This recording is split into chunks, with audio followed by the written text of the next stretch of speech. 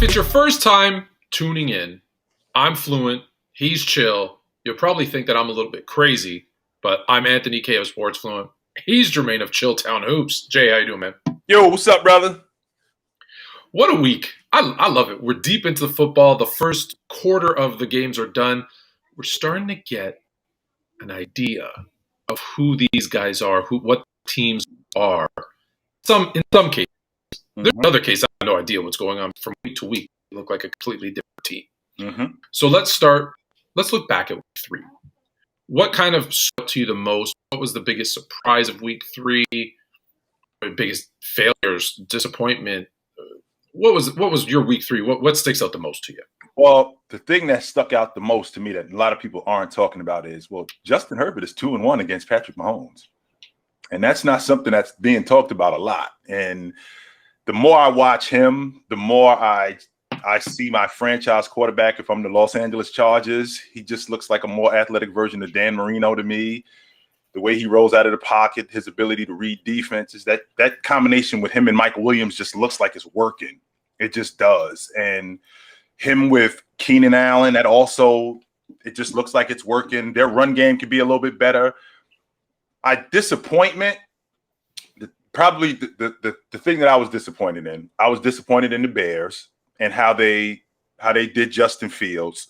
And the key now with them, Tone, is managing this right. Okay, because last week was last week.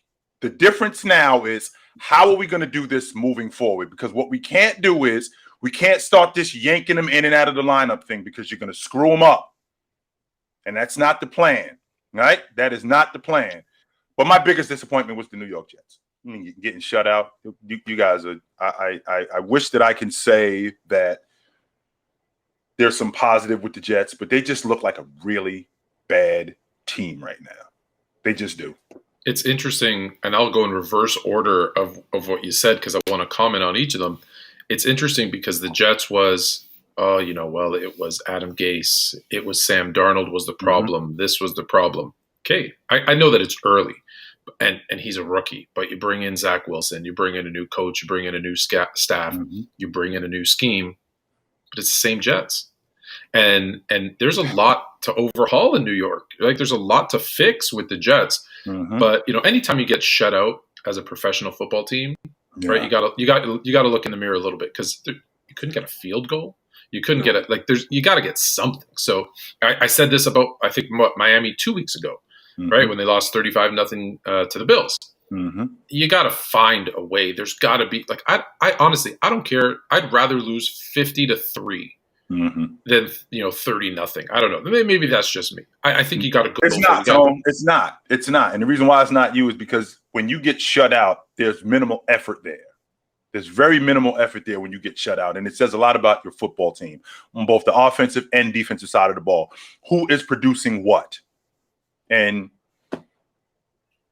yeah, no, I'm with you. So to the Bears, this is going to get ugly, and I'm putting my fandom for the Bears aside here for a second. But look, I don't think this. I hope this isn't true. But when you start hearing people talking about Nagy put together an offensive plan. To basically get Justin Fields killed because he wants to prove that he's right by telling people he wasn't ready. I get it. That's just angry fans. That's reporters who are trying to create a story. The fact that that's even a conversation, right? You can't let your rookie QB, right? Your franchise quarterback, if you play it right, gets sacked 9 times. He dropped back 20 times and was hit 13, or there was what was it? It was five guys. There was no help for the 5 offensive linemen in 13 of those 20 dropbacks.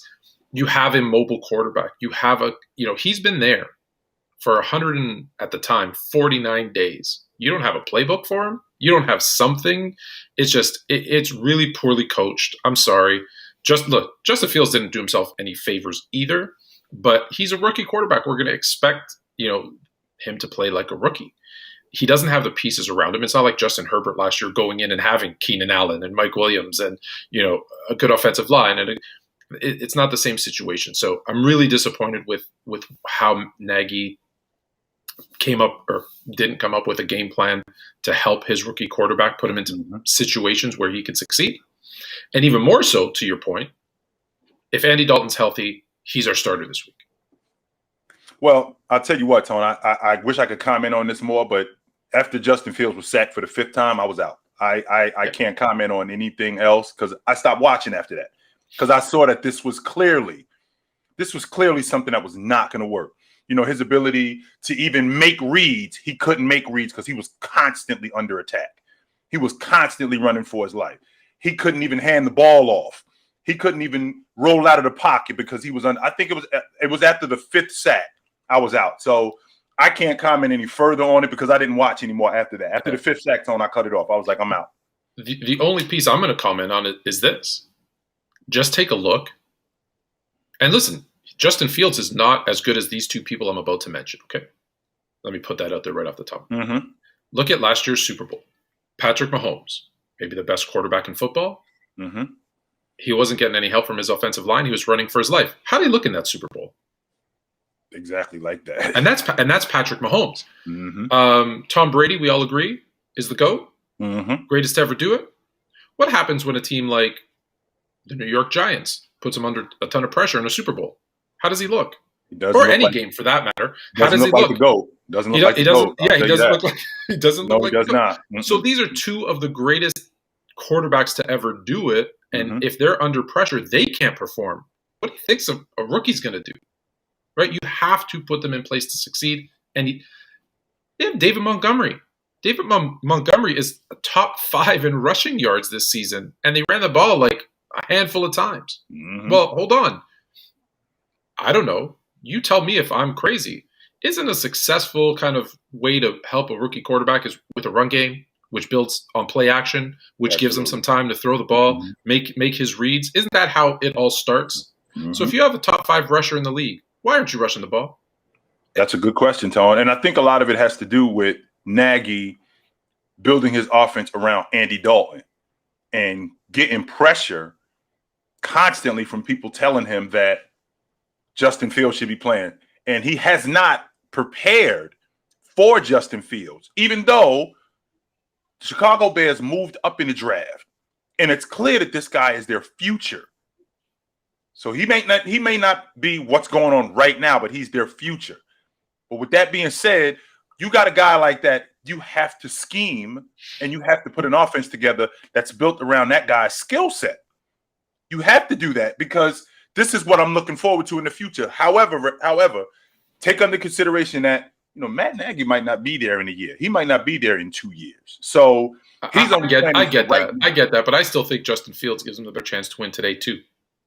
Right? Because I think I'm not knocking Andy Dalton when I say this, but I think Justin Fields is a better quarterback. I don't think many people are going to push back on that. And if you can, and listen, I get it. It's about wins and losses. Mm-hmm. If you have the better quarterback, the more talented quarterback, and not only he helps win a couple more games instead of winning, 4, they win 6. I hate to say that at this point, but let's say that. And people and management, maybe Ryan Pace isn't there, I don't know, but let's say, and they see a development. They say, hey, Justin Fields at the beginning of the season versus Justin Fields at the end, you guys are trending in the right direction. That saves your job too. However, if you do this and you're chaos, you've got no shot. So, well, absolutely. So, and then the first thing you mentioned was Justin Herbert. Yeah, listen, I think I've told you this. Someone mentioned the Chargers in the AFC Championship game, and I kind of scoffed. Not ridiculous, Tone. It's not ridiculous. Every week I'm starting to kind of come to that realization that they might be right. It's not ridiculous. So that was last week. Now we got to take a look at week 4 because there's so many, not just good games this week. Mm-hmm. And I've been really happy about the 3 weeks so far. But there's games that are going to tell us.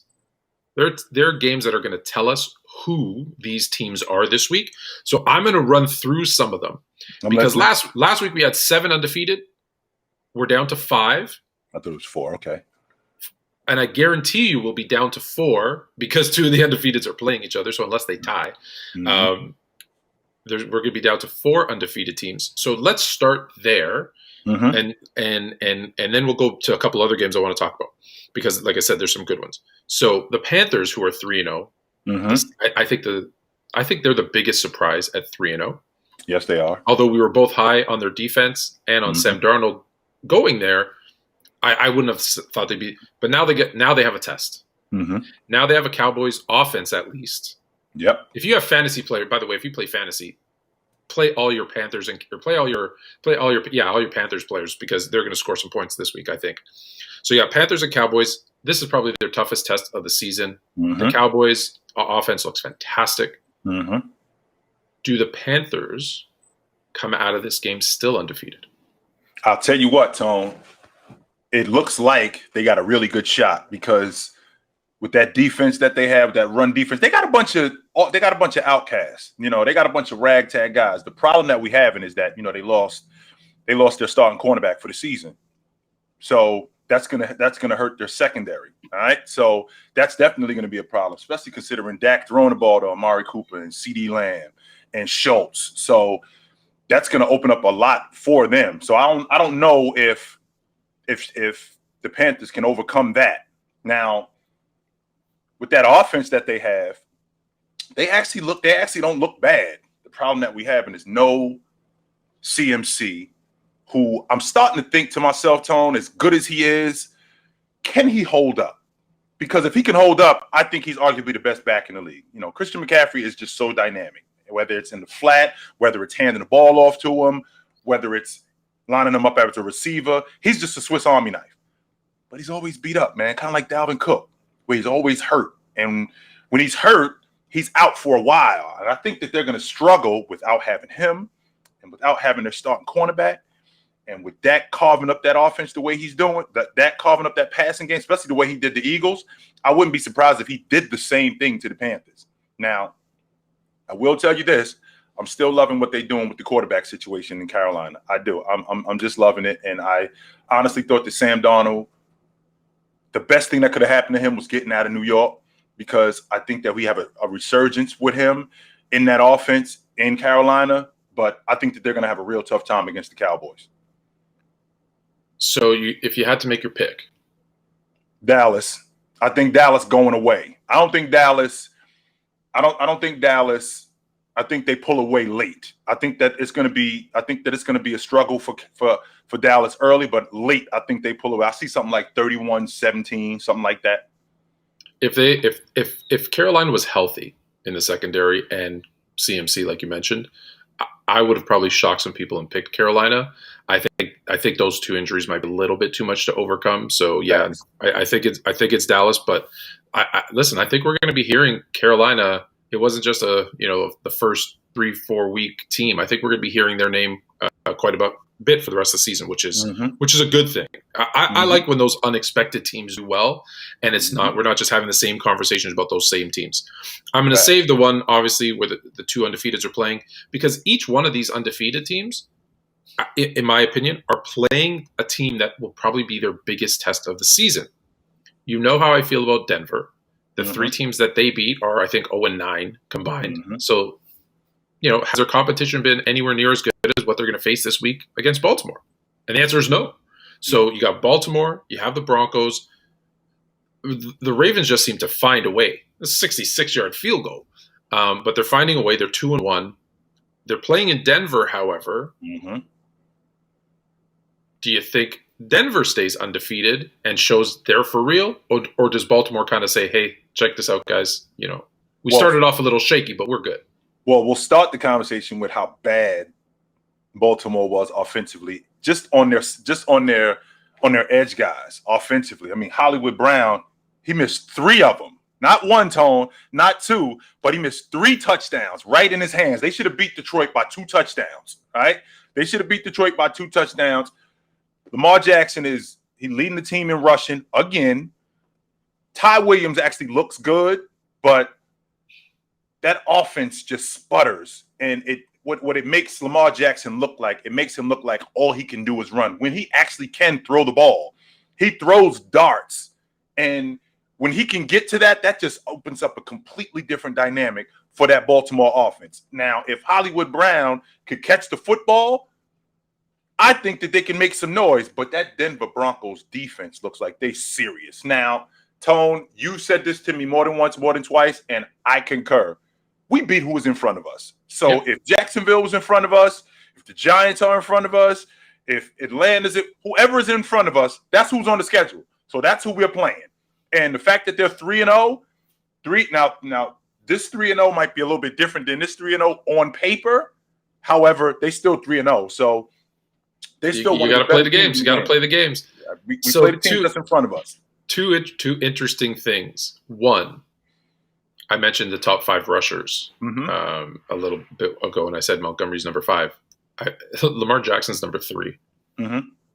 Does that, for me, let me say my opinion first. That doesn't concern me. I know a lot of people are saying, when your quarterback runs, that's a recipe to get him hurt. I, in this case, disagree with that, which is maybe a normal sentiment that sometimes I agree with. I think Lamar Jackson. Why I disagree, or why people say that? Why do you disagree? I disagree because I think the way Lamar Jackson runs is a little bit different. He's able to see who's in front of him, and I don't think he's going to get. Look, he's still going to get hit. He's going to, but I think he runs differently than the other quarterbacks we see because he sees what's in front of him, and I think that actually is good for him. He's not like RG3 or Cam Newton who ran with like reckless abandonment and would just like run into a brick wall. He seems to kind of be a little bit shiftier than those guys, and like he'll take a hit, but it doesn't seem to be like he's going to take a hit and get hurt. That's just my impression in so far. Or now, another quarterback that's basically running for their life. Yes, he doesn't seem like it doesn't seem like he's running for his life. It seems like he's running with purpose, and there's a difference there. Right. Now, I still don't want my quarterback running that much because it's affecting other things. But I find that is 2 things about rushing I wanted to bring up, because the other one is, since his holdout, have you ever seen a player, their demise happen so kind of fast as Le'Veon Bell? He can't even get off the practice squad. Well, I think that the problem that we had with him was him missing a whole season. That completely screwed him up, right? Because the game changed in that time. The running back is still used, but he's used differently now. And no team that he's played for has used him like he was used in Philadelphia, in Pittsburgh. I'm sorry. No team used him like that. He was a primary ball carrier in Pittsburgh. He's not that. Like, they're shifting him. They moving him. He was playing strictly in the eye when he was in Pittsburgh. Well, he ain't playing like that in Kansas City. He's not playing like that in Baltimore. So his skill set hasn't changed, but the game has changed and the playbook has changed for him. So it just looks completely different with him. So he might be over, Tone. I hate to say it, because when he held out, he was at the peak of his career, and that just goes to show you need to keep playing. Like, I get it, get your money, but lately, everyone who seemed, I think of Dennis Schroeder, everyone who seems to kind of be holding out, it doesn't work out in your favor. Dak was lucky, but if he was holding out for more money and then he gets hurt, he's lucky that Dallas kind of had the faith in him to return. But you got to be careful with that. So back to this, I think the Denver Bronco defense is fantastic. I love Vic Fangio. I like the moves that they made. They're healthy. I've said this a million times. I really like the fact that they went with Teddy instead of Drew Lock, because I think he's the safe back. And I'm gonna make my pick because I don't know. I think I've said, don't be fooled by the Broncos because their opponents were 0-9. I think the Broncos stay undefeated. Well, I'll tell you what, Tone, and I please don't tell my wife about this, but as you know, I believe 49 are red. But I have been secretly having an affair with the Denver Broncos for the past 20 years. So if you could keep that between you and me, that would be great. I would very much appreciate that. But Von Miller looks like he's having a resurgence.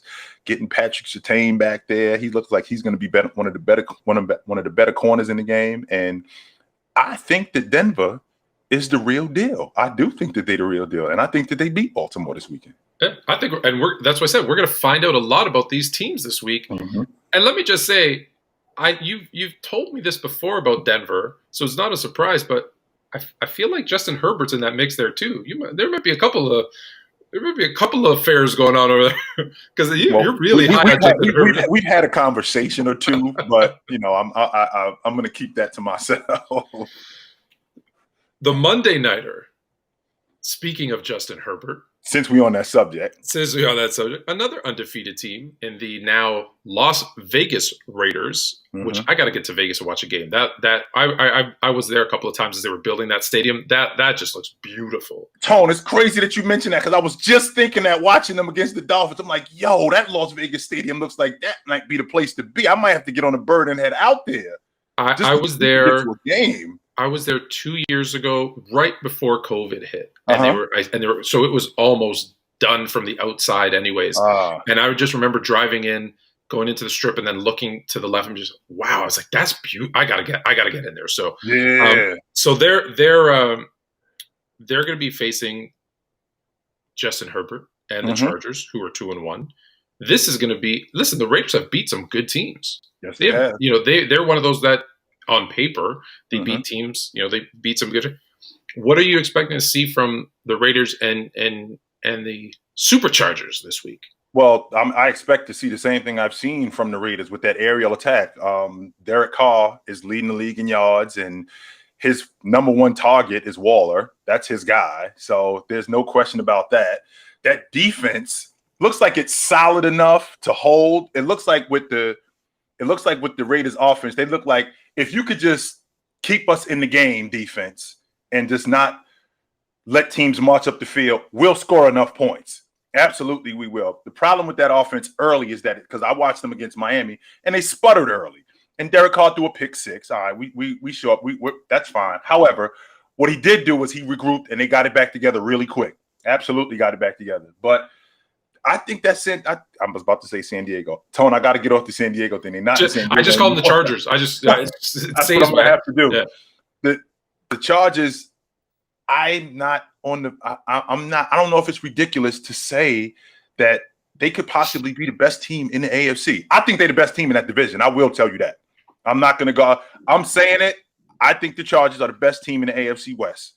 And – I think that they handled the Raiders on Monday night. I don't think that they smoked the Raiders, but I think that they handled them. Justin Herbert and, like I said, Mike Williams are on the same page. Keenan Allen is also involved in what they're doing. That defense is solid. I think that they're the best team in the AFC West, and they may very well be the best team in the AFC overall. I am going to – listen, I was on the fence, and you pushed me to the other side because I don't want to agree with you.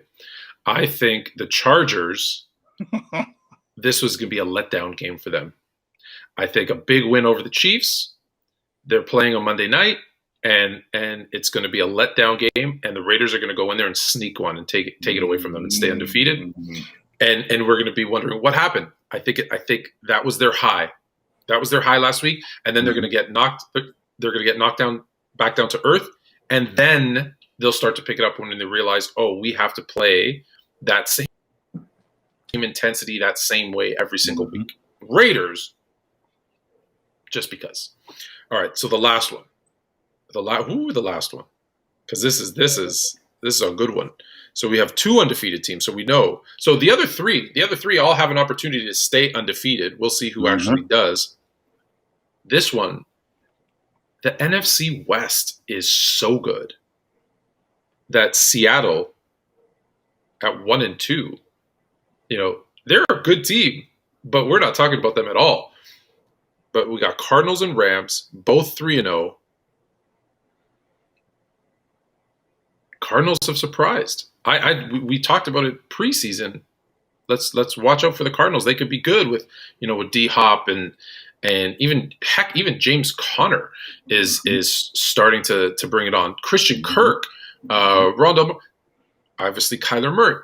Their defense, Chandler Jones had a big first week, but even everything's clicking for the Cardinals. And I told you this. I had question marks when it comes to the Rams. I don't like Matthew Stafford. Man, does he look good in Sean McVay's offense. He's putting up numbers that they haven't seen. He's breaking Kurt Warner Ram records. That's an impressive records to break because that greatest show on turf.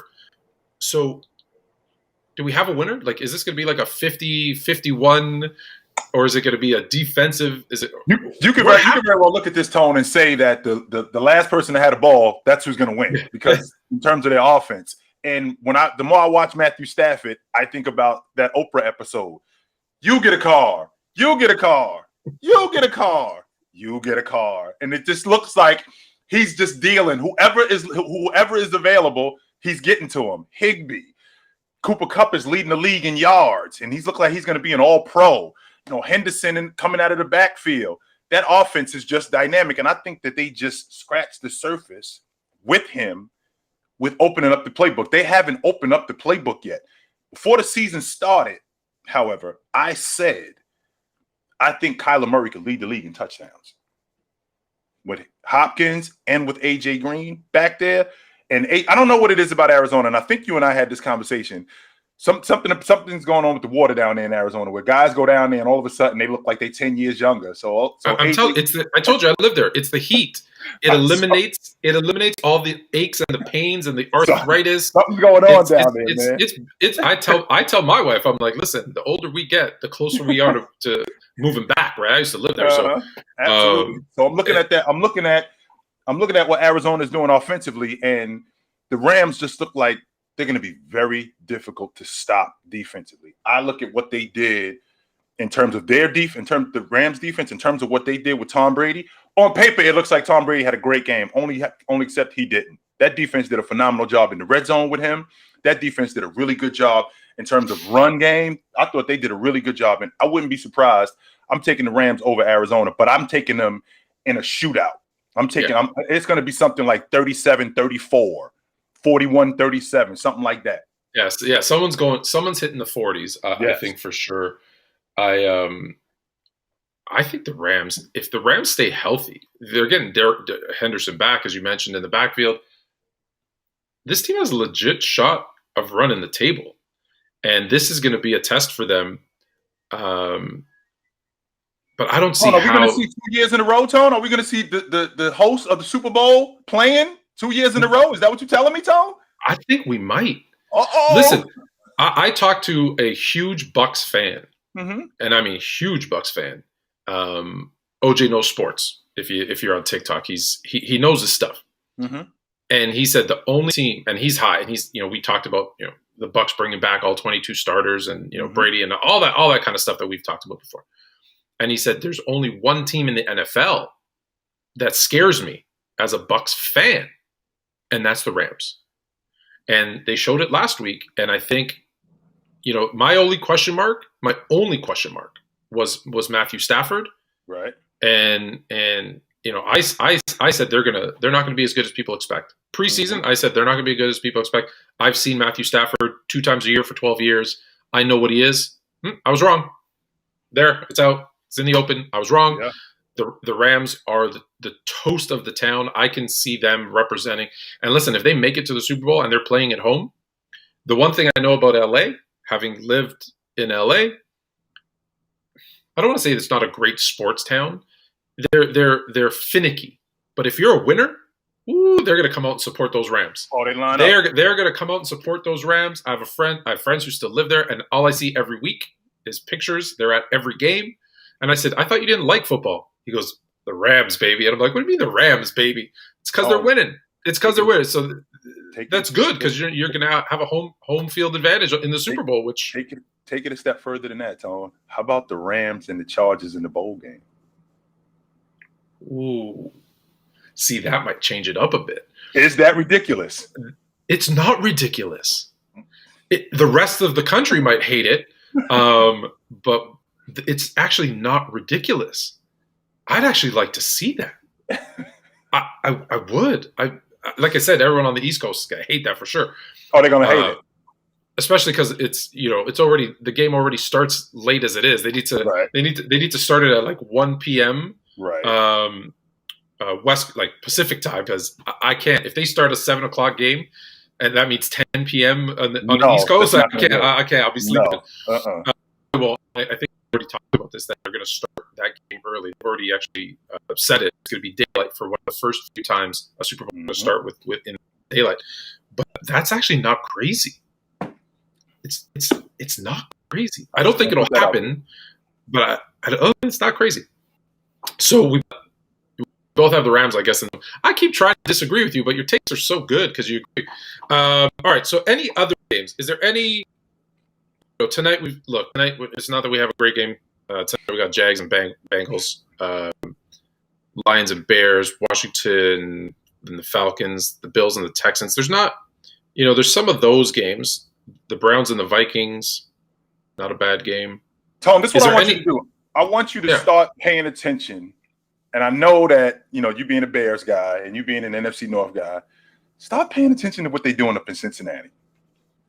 I'm not saying that you got to sit in front of the TV, but start checking out what they're doing. Joe Mixon is the real deal. This thing that Jamar Chase and Joe Burrow got going on, it's serious.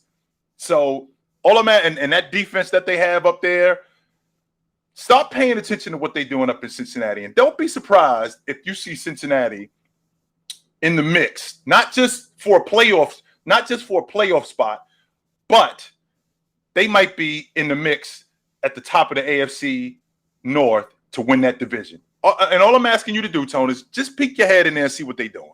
So this is something you don't know. So I don't know. This is exclusive.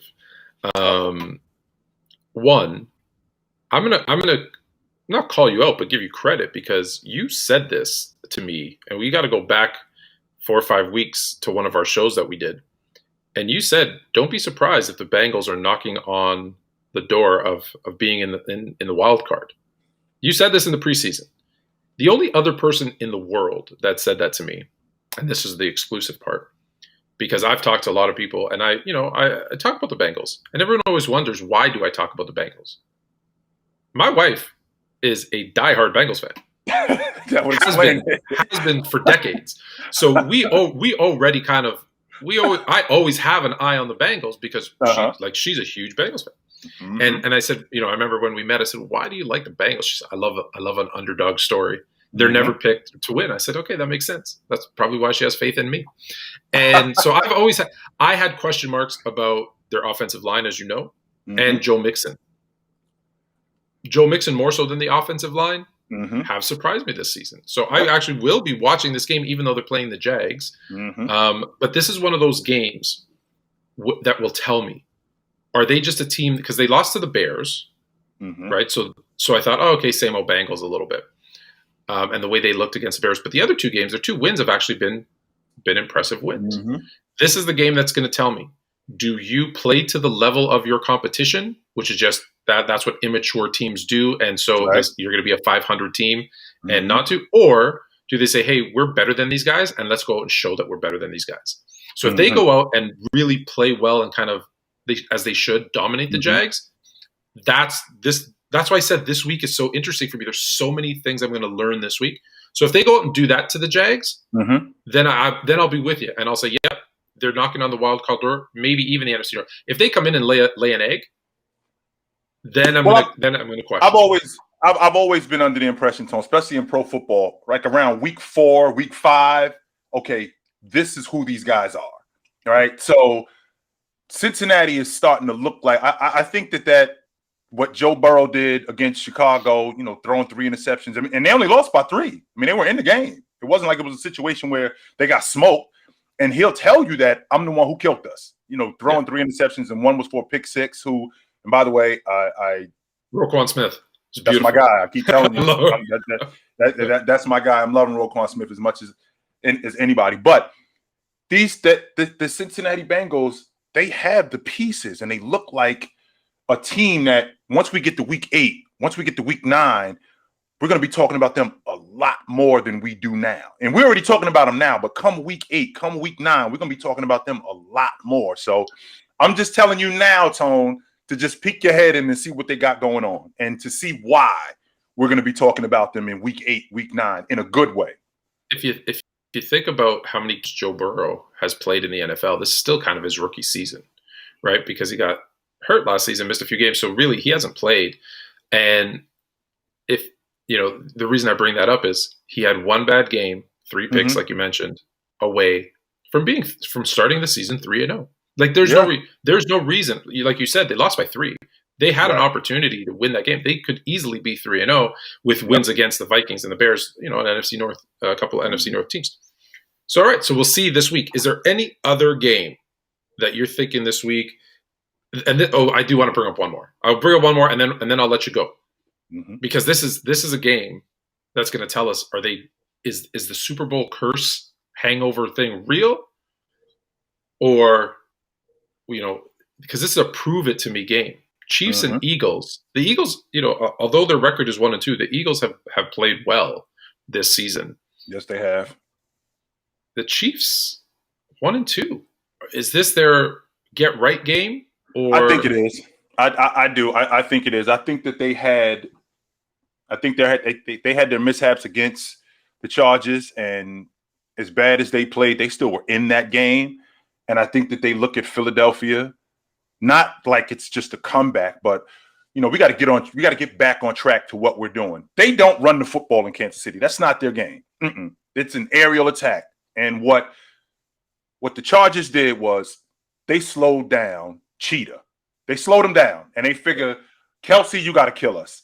All of these other guys got to, and Mahomes, you guys are going to have to do it because Cheetah can't kill us with the long ball. And I think the same thing's going to happen with Philadelphia. That's the game plan. Slow down Cheetah, and you could slow them down. But I look at Philadelphia, and I look at their secondary, and I think that they're going to have trouble with what Kansas City is doing with their aerial attack. So I think that they get back on track this week. The game that I am looking forward to, my Niners, we have such a difficult time with Seattle, man.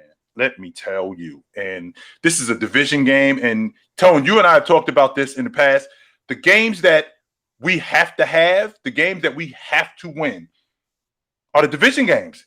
Because whatever we're doing outside of the division is understandable. But in the division, especially the NFC West, where you already got two teams that's undefeated in the Rams and Arizona. So you can't fall 2 or 3 games in the hole in that division. Otherwise, you're going to be out. So I'm really interested to see how we handle Seattle this weekend. I'm really interested to see that. Speaking of divisional games, and this will be the last thing. Actually, no, you know what? I'm gonna put it out there because I'm gonna say about this game, but then I have a question for you that I want to ask, and then I'll let you go. So obviously, my Bears are playing the Lions, a divisional game, like you said. The Lions have put up 33 on your Niners, 17 on the Packers, 17 on the Ravens, but have lost, other than the Packers game, they've been in, well, they came back on the 49ers. They were out early, but they were in that Ravens game. Are they a team that the Bears should be afraid of because, one, they can score, and two, right, they're not as bad as their 0-3 record would show. And let's be honest, the Bears don't even know who their starting quarterback is right now. They said whoever's the healthiest. Is this a game that my Bears can go to 2-2 and be, okay, let's win a division game?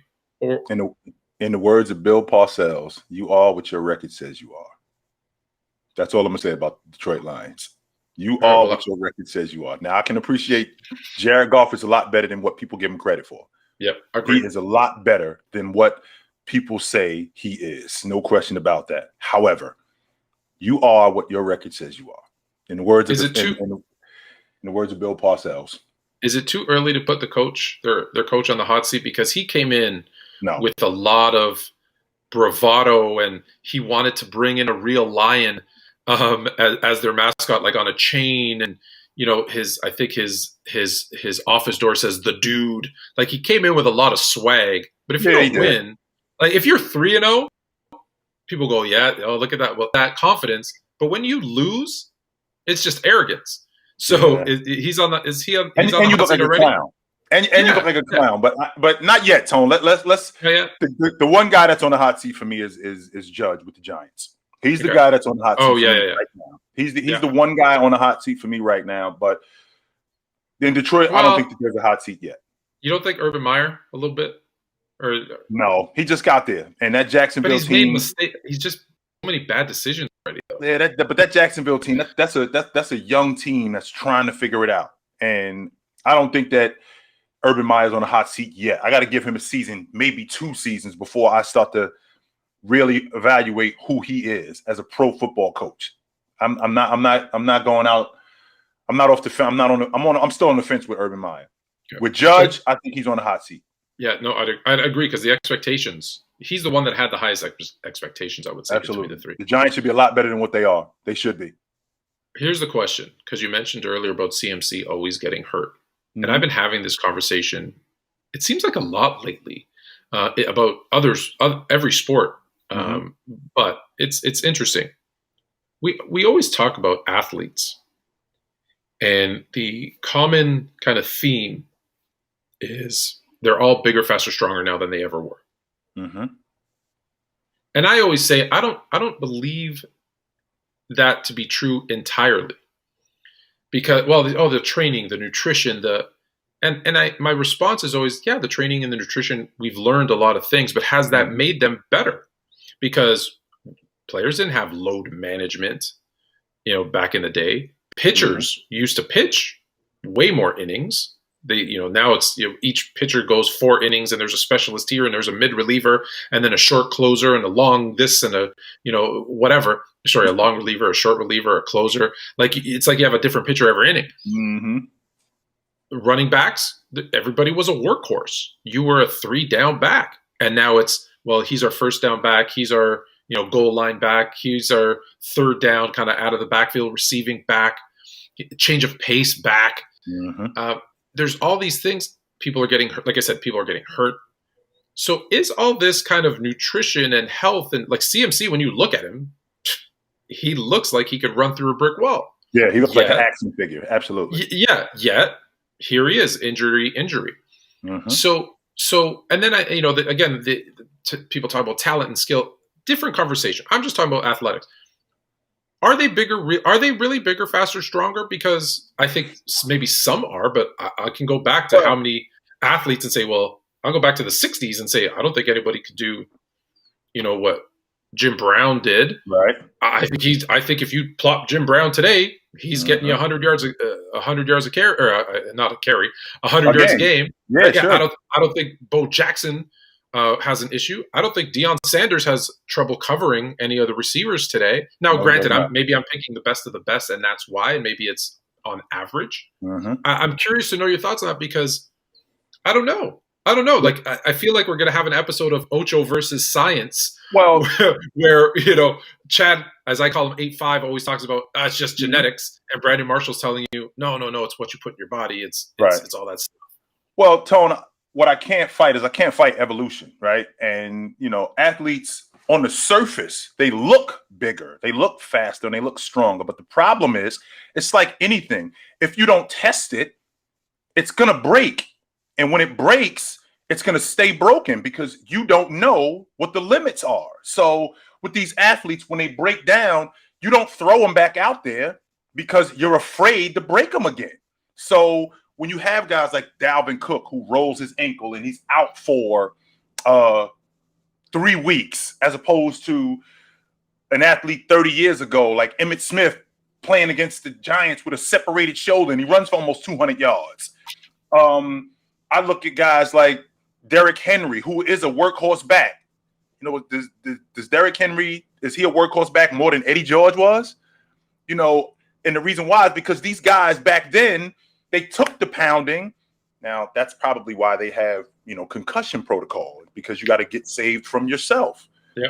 Because these guys, just throwing them back out there isn't good for their long-term health. Yeah. However, it's why some of them can't walk. It's why some of them can't get out of bed in the morning. That's why Earl Campbell ended up the way he was. But how are we going to find out what the breaking point is if we don't put them out there? So it's kind of a double-edged sword, because I'm risking the health of this guy, but then I don't know how good he is neither. So it's a little bit of tug and pull there. But to answer your question, Tone, I don't think that the athlete is any better. I mean, like I said, I can appreciate evolution, but you and I have had this conversation before, Tone. I mean, Bill Russell was invited to the Olympic trials in 1956, and if you drop Wilt Chamberlain in 2021 and you gave him what was going on today, I don't think Wilt would have a problem being Wilt Chamberlain today. I mean, Shaquille O'Neal came into the NBA in 1982. He was 290 pounds and he was 4% body fat. So, I mean, I don't think that evolution has changed that much. Yeah, listen, true evolution takes millions of years, but I see what you're saying. And that's, I guess, what my question is, because you brought up a good point. I see all this. Listen, I'm not anti-nutrition or working. I'm not saying that at all. But you're right. There's less body. I'll tell you a story. My dad, every Sunday growing up, my dad would go sit out on the porch and he would have, and I'm not saying do this, please disclaimer, do not do this, but he would go sit out on the porch. He would have one cigarette and a shot glass of ouzo, which is like it's a Greek kind of drink. It's liquor, right? Like hard liquor. Actually, he would have the kind of the bootleg version. It's called chipero, which is like moonshine. It's probably the best way to describe it. So he would have one cigarette and a shot glass of ouzo that he would sip. And I'd always ask him, I'm like, you know that smoking is bad for you, right? Like, why do you do that? And he goes, listen, your body needs to have bad things in it so it knows how to deal and it makes it stronger. If your body is always filled with good stuff, then when something bad comes in, it doesn't know how to handle it. So every time I see these athletes, like, I'm not picking on CMC, but like, he just looks chiseled and zero body fat. I think he needs maybe 5% body fat. He needs to have some of that fat. I've overdone it, mind you, but he needs to have some of that, bad stuff in his body to keep him honest. And we always talk about dad strength, right? Like, for whatever reason, when you become a dad, you could pick up a 200-pound man just like this off the ground. And it's like, hold on, you couldn't pick up a chair. Now you're picking up a human being. It's dad strength, baby. There's that kind of element to it where let's not confuse. Listen, it's great if you're a bodybuilder and your job is to stand on a stage and flex muscles. But I'm sorry, your body needs to be a little bit different when you're taking a hit from a 300-pound lineman. I feel like you need more than just muscle. You need to take it. So, absolutely. So I wanted to bring that up to you because I keep getting into these debates, and maybe I should stop. Maybe it's me. Maybe I should just ignore them. Where they're like, "Oh, the players of yesterday couldn't compare with the players of today because they're all bigger, stronger, faster." And I just keep shaking my head. I'm like, can people really believe that? Because I don't necessarily think it's completely true. So I wanted to have your take on it. So that's interesting. Absolutely. That's it for the NFL edition of Fluent and Chill. Check us out every week. Wednesdays is basketball. Fridays is NBA. We're on YouTube. You can find them on Chilltown Hoops or on Sports Fluent. You can also find the links on sportsfluent.com. And check us out on TikTok, 8 p.m. live, and ask us your questions, which we will gladly answer, debate, or debunk for you. 8 o'clock Eastern on TikTok. Until next week, I'm Anthony K. Take it light. Take it.